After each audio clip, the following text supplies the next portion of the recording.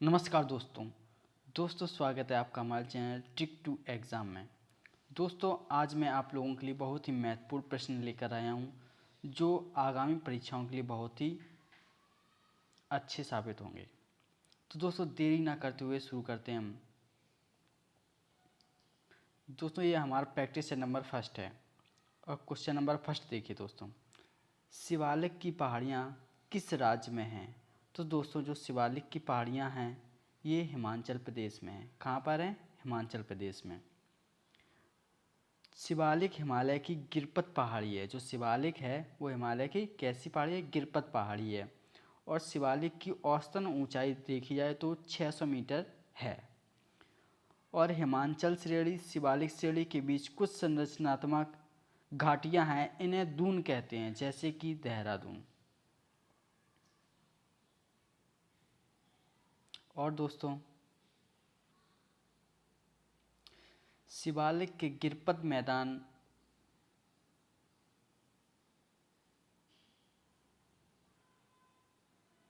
दोस्तों जो शिवालिक के गिरपत मैदान के दक्षिण में दलदली क्षेत्र है जिसे तराई कहते हैं। ठीक है दोस्तों। शिवालिक के निम्न अथवा बाहरी हिमालय को के नाम से भी जाना जाता है। शिवालिक को निम्न अथवा बाहरी हिमालय के नाम से भी जाना जाता है। दोस्तों अगला क्वेश्चन, कौन सा भारत का पहला अंतर्ग्राहिक अभियान था? तो दोस्तों मंगलयान मिशन जो है ये भारत का पहला अंतर्ग्राही अभियान था। मार्स ऑर्बिटल मिशन को मंगल मिशन भी कहते हैं, यानी मंगल मिशन अभियान को ही मार्स ऑर्बिटल मिशन के नाम से भी जाना जाता है। यह भारत का प्रथम अंतर्ग्राही अभियान था।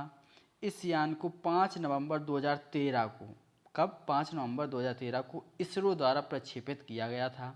यह यान 24 सितंबर 2014 को मंगल ग्रह की कक्षा में स्थापित है। कब से है? 24 सितंबर 2014 से मंगल ग्रह की कक्षा में स्थापित है दोस्तों। अगला क्वेश्चन दोस्तों, पृथ्वी का अपना वायुमंडल क्यों है? तो दोस्तों गुरुत्वाकर्षण शक्ति के कारण ही पृथ्वी का अपना वायुमंडल है। गुरुत्व के कारण हमारी पृथ्वी का वायुमंडल है। गुरुत्व के कारण गैसें वह पृथ्वी के निकट बनी रहती हैं। गुरुत्व वायुमंडल को सघन बनाता है तथा इसे पृथ्वी के निकट लाता है। ठीक है दोस्तों। अगला क्वेश्चन, विद्युत प्रतिरोध को मापने के लिए की इकाई कौन सी है? तो दोस्तों जो ओम है यह विद्युत प्रतिरोध के मापने की इकाई है। और दोस्तों किसी चालक का वह गुण जो विद्युत धारा के प्रवाह का विरोध करता है विद्युत प्रतिरोध कहलाता है। यानी कि विद्युत प्रतिरोध की यह परिभाषा हो गई। विद्युत प्रतिरोध का मात्रक ओम होता है, जैसा कि हमने क्वेश्चन में देखा। विद्युत विभव का मात्रक जूल प्रति कूलाम होता है। यानी कि विद्युत विभव का मात्रक अगर देखें जाए तो जूल प्रति कूलाम होता है, जिसे वोल्ट भी कहते हैं। और जो एम्पियर है वह विद्युत धारा का मात्रक है। एम्पियर किसका मात्रक है? विद्युत धारा का। और जो जूल है वह ऊर्जा का मात्रक है दोस्तों। अगला क्वेश्चन दोस्तों, वह एकमात्र वायसराय कौन थे जिनकी हत्या भारत में हुई? तो दोस्तों लॉर्ड मेयो। जो लॉर्ड मेयो थे इनकी हत्या दोस्तों एक अफरीदी पठान जिसका नाम था शेर अली अफरीदी ने 8 फरवरी 1872 को अंडमान द्वीप के पोर्ट ब्लेयर में भारत के उस समय के वायसराय लॉर्ड मेयो की हत्या कर दी थी। किस कारण कर दी थी? तो कारावास के दौरान अपने साथ हुए भेदभाव के कारण उनकी हत्या कर दी थी। ठीक है दोस्तों। अगला क्वेश्चन दोस्तों, थियोसोफिकल सोसाइटी के संस्थापक कौन थे? तो दोस्तों मैडम ब्लावत्स्की ये थियोसोफिकल सोसाइटी के संस्थापक में। और भी कुछ लोग थे जैसे कि Helen Petrovna Blavatsky, colonel Henry Steel Olcott और विलियम क्वेन जज, ये 3 लोग भी थे। इन्होंने 17 नवंबर 1875 को न्यूयॉर्क सिटी अमेरिका में थियोसोफिकल सोसाइटी की स्थापना की थी। अगला क्वेश्चन दोस्तों, भारत के प्रथम फील्ड मार्शल कौन थे? तो दोस्तों जे मानेकशॉ ये भारत के प्रथम फील्ड मार्शल थे। 1971 में भारत पाकिस्तान युद्ध में भारतीय सेना का नेतृत्व करने वाले जे मानेकशॉ को यह सम्मान सर्वप्रथम 1973 में प्रदान किया गया था। केदानदेरा इस सम्मान को पाने वाले दूसरे व्यक्ति थे। अगला क्वेश्चन दोस्तों, स्वास्थ्य को संकट में डालने वाला सबसे गंभीर प्रदूषक कौन सा है, यानी सबसे गंभीर प्रदूषक पूछा गया। तो दोस्तों सल्फर डाइऑक्साइड जो है ये स्वास्थ्य को संकट में डालने वाला सबसे गंभीर प्रदूषक के रूप में जाना जाता है। आगे देखिए दोस्तों,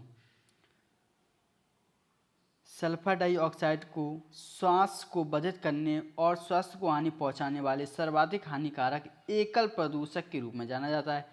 यह अम्लीय वर्षा के लिए भी उत्तरदायी है। ठीक है दोस्तों।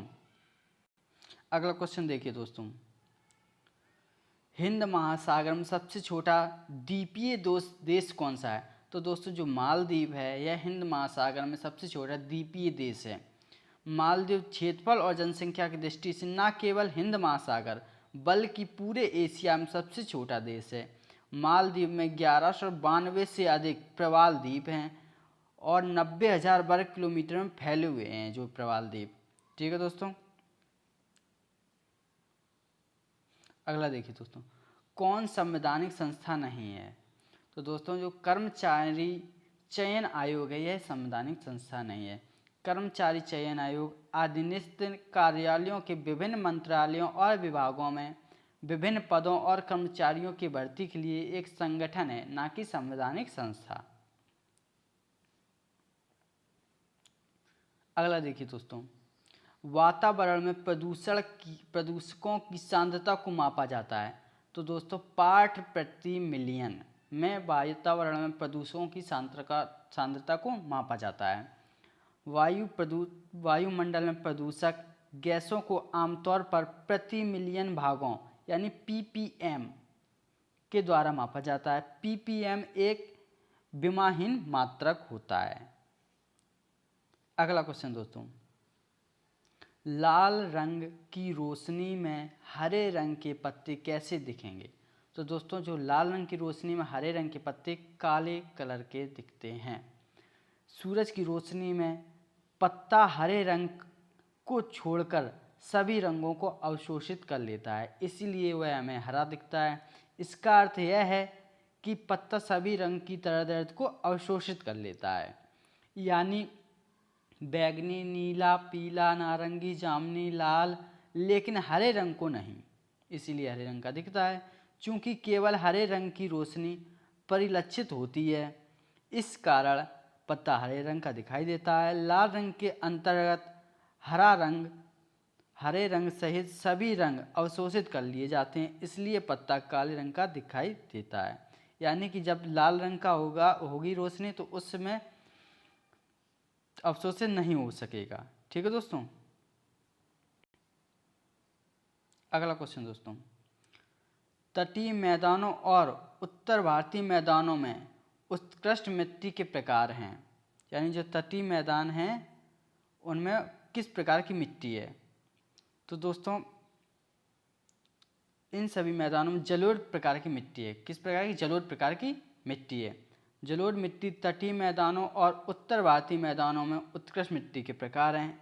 इस मिट्टी के अंतर्गत पश्चिम में सतलज मैदानों से लेकर पूर्व में गंगा ब्रह्मपुत्र घाटी के क्षेत्र शामिल हैं। नदियों द्वारा लाए गए मलबे से बनती है यह मिट्टी। कौन सी? जलोढ़ मिट्टी। तटीय क्षेत्रों में लहरों की क्रिया के कारण भी बनती है। कौन सी? जलोढ़ मिट्टी। और ये मैदान वो उसी टाइप। अगला क्वेश्चन देखिए दोस्तों, पीवीसी किसके बहुलीकरण के बाद गठित होता है? ठीक, तो जो पीवीसी होता है वो विनाइल क्लोराइड के बहुलीकरण से गठित होता है। पॉलीविनाइल क्लोराइड का उत्पादन विनाइल क्लोराइड मोनोमर यानी VCM के बहुलीकरण के द्वारा बनता है। अगला क्वेश्चन देखिए दोस्तों, भाषा के आधार पर गठित होने वाला पहला राज्य कौन सा है? तो दोस्तों जो आंध्र प्रदेश है यह भाषा के आधार पर गठित होने वाला प्रथम राज्य है। सरकार ने 1953 में तेलुगु भाषी लोगों के लिए लंबे समय से चले आंदोलन एवं 56 दिनों की भूख हड़ताल के बाद पोट्टी श्रीरामुलु की मृत्यु के बाद आंध्र प्रदेश को अलग राज्य बनाने के लिए मजबूरन होना पड़ा था। इस प्रकार आंध्र प्रदेश भाषी आधार पर गठित होने वाला देश का पहला राज्य बन गया था। अगला क्वेश्चन देखिए दोस्तों, अपचयन यानी रेडक्शन अपक्रिया में क्या होता है? जो अपचयन यानी रेडक्शन अपक्रिया होती है उसमें हाइड्रोजन में वृद्धि हो जाती है। ठीक है दोस्तों। अगला क्वेश्चन देखिए, सिनेगॉग निम्न में से किसका पूजा स्थल है? तो दोस्तों जो यहूदी धर्म है उन लोगों का यह सिनेगॉग पूजा स्थल होता है। यहूदी धर्म में सिनेगॉग पूजा का एक सामुदायिक घर होता है। इसके 3 भागों में विभाजित होता है, जैसे कि पहला भाग होता है बेटा हा, इसे टेफिला कहा जाता है और यह प्रार्थना का घर होता है। दूसरा होता है बेटा हा निसेट, ये असेंबली का घर होता है। अगला होता है बेटा हा मिड रेस, यह अध्ययन का घर होता है। ठीक है दोस्तों।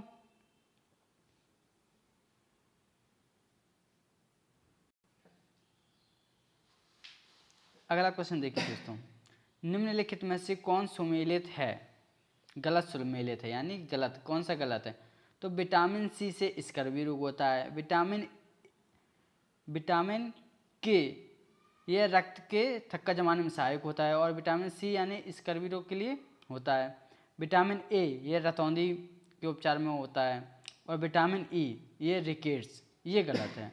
यानी विटामिन डी की मदद से कैल्शियम को शरीर में बनाए रखने में मदद मिलती है, जो हड्डियों की मजबूती के लिए आवश्यक होता है। हड्डी के पतला और कमज़ोर होने को ऑस्टियोपोरोसिस कहते हैं। अगला क्वेश्चन देखिए दोस्तों,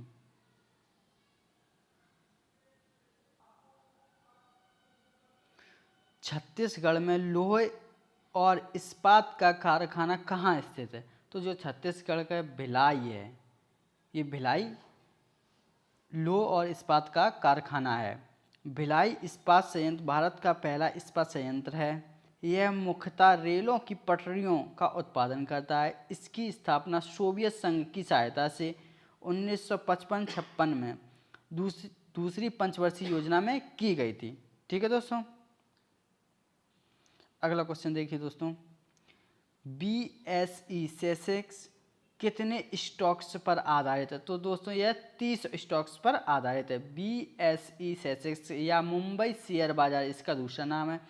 संवेदी सूचकांक भारत का एक मूल्य भारित सूचकांक है।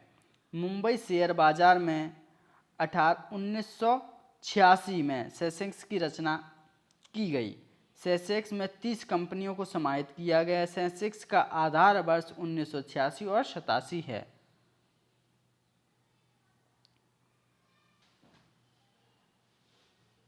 अगला देखिए दोस्तों, भारतीय संविधान के किस अनुच्छेद में वित्तीय आपात का वर्णन किया गया? तो अनुच्छेद 360, इसमें वित्तीय आपात का वर्णन किया गया है। इसके अंतर्गत राष्ट्रपति को वित्तीय आपातकाल घोषित करने की शक्ति है।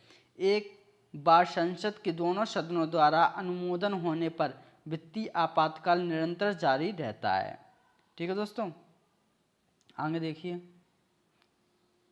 अगला क्वेश्चन दोस्तों, रिफ्ट घाटी में भारत की कौन सी नदी बहती है? तो दोस्तों जो ताप्ती नदी है यह रिफ्ट घाटी में भारत की नदी बहती है। ताप्ती भारत की उन नदियों में से एक है जो एक नदी घाटी से बहती हैं।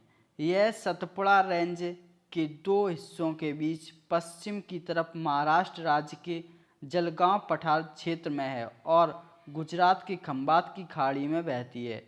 अन्य नदियां नर्मदा और दामोदर भी हैं, यानी इसी तरह की ताप्ती, नर्मदा और दामोदर ये तीनों हैं। अगला क्वेश्चन, कुचिपुड़ी किस राज्य का शास्त्रीय नृत्य है? तो दोस्तों यह आंध्र प्रदेश का शास्त्रीय नृत्य है। कौन सा? कुचिपुड़ी। आगे देखिए दोस्तों, यूएनओ की सुरक्षा परिषद में स्थायी देशों के निर्वाचन की अवधि कितने वर्ष के लिए होती है? तो 2 वर्ष के लिए। ठीक है। यूएनओ में 5 स्थायी सदस्य होते हैं और 10 निर्वाचित अस्थायी सदस्य होते हैं, जिनका कार्यकाल 2 वर्ष के लिए होता है। ठीक है दोस्तों। अगला क्वेश्चन देखिए, वेन आरेख का आविष्कार किसके द्वारा किया गया? तो दोस्तों जॉन वेन जॉन वैन जो थे, इनके द्वारा वैन आरेख का आविष्कार किया गया था। अगला क्वेश्चन देखिए दोस्तों, मानव शरीर में कुल कितनी हड्डियां होती हैं? तो 206। ठीक है, मानव शरीर में हड्डियां होती हैं, मानव शरीर में कुल 206 हड्डियां होती हैं। बाल अवस्था में अगर देखा जाए तो 300 की लगभग हड्डियां होती हैं मानव शरीर में। और अगर सिर में बात की जाए तो 29 हड्डियां होती हैं, और कपाल में बात की जाए तो 8 होती हैं, फेशियल की बात की जाए तो 14 होती हैं, कान में 6 हड्डियां होती हैं, और रीढ़ में 26 पसलियों की संख्या होती है। ठीक है दोस्तों, अगला देखिए क्वेश्चन, एम्बिलिका ओफिसिनेलिस किसका वैज्ञानिक नाम है? तो दोस्तों जो आंवला है इसका वैज्ञानिक नाम होता है। ठीक है दोस्तों, अगला क्वेश्चन देखिए दोस्तों, रणकपुर में स्थित प्रसिद्ध मंदिर, एक मंदिर है, किनका मंदिर है? तो जैन का। जो रणकपुर का मंदिर है वो है जैन के लिए एक बहुत प्रसिद्ध मंदिर है। रणकपुर स्थित प्रसिद्ध मंदिर जैन तीर्थकर आदित्यनाथ, यानी इनका दूसरा नाम था ऋषभनाथ, को समर्पित है। एक जैन व्यवसायी धर्मशाह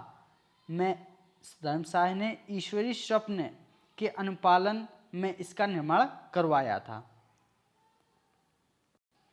अगला क्वेश्चन देखिए दोस्तों, जलीकट्टू के साथ हुआ, यानी किसके साथ जुड़ा हुआ है? तो पोंगल। ठीक, पोंगल। जलीकट्टू तमिलनाडु का एक पारंपरिक खेल है जिसमें बैलों का पीछा किया जाता है। इस खेल का आयोजन पोंगल समारोह के एक भाग के रूप में किया जाता है। 4 दिवसीय पोंगल समारोह यानी उत्सव के तीसरे दिन मट्टू पोंगल के अवसर पर इसका आयोजन किया जाता है। किसका? जल्लीकट्टू का। ठीक है दोस्तों, आगे देखिए दोस्तों, ग्रीन हाउस प्रभाव में कौन सी गैस सर्वाधिक जिम्मेदार है? तो दोस्तों पानी की वाष्प यानी जल की वाष्प। ग्रीन हाउस गैसों में जल वाष्प और बादल का 36 से 72% तक भाग होता है। ठीक है, और अगर कार्बन डाइऑक्साइड की बात की तो 9 से लेकर 26% तक इसका भाग होता है। मीथेन की बात की जाए तो 4 से 9%, और ओजोन की बात की जाए तो 3 से 7% इसमें भाग होता है। ठीक है दोस्तों यहीं पर हमारा वीडियो समाप्त होता है। और दोस्तों मैं आपको उम्मीद दिलाता हूँ यदि आप हमारे इन क्वेश्चनों को प्रैक्टिस कर देखते रहेंगे, वीडियो देखते रहेंगे, तो आपका सिलेक्शन ज़रूर हो जाएगा। और दोस्तों यदि आपने हमारा चैनल सब्सक्राइब नहीं किया है तो चैनल को सब्सक्राइब कर लें, वीडियो को लाइक करें और ज़्यादा से ज़्यादा शेयर करें। धन्यवाद दोस्तों।